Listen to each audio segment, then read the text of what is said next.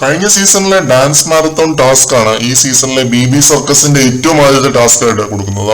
ഇതൊരു challenge task ആയതുകൊണ്ട് തന്നെ 3 ടാസ്കുകൾ ഉണ്ടാവും. അതിൽ ആദ്യത്തേതാണ് ഈ ഒരു ഡാൻസ് മാരത്തോൺ.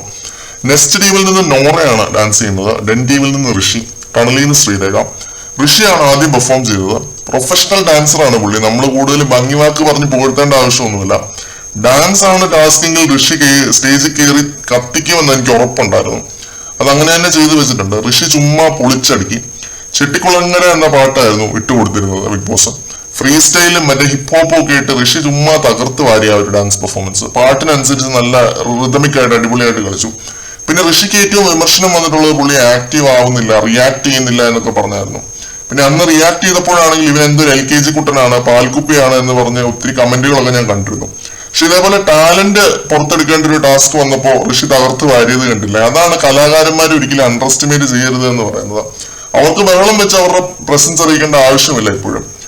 ഋഷി ഇനിയും തകർത്തു വാരാൻ ഒരുപാട് സാധ്യതകളുണ്ട് ഈ ഒരാഴ്ച. മറ്റൊരു അപ്ഡേറ്റുമായിട്ട് നമുക്ക് വീണ്ടും കാണാം.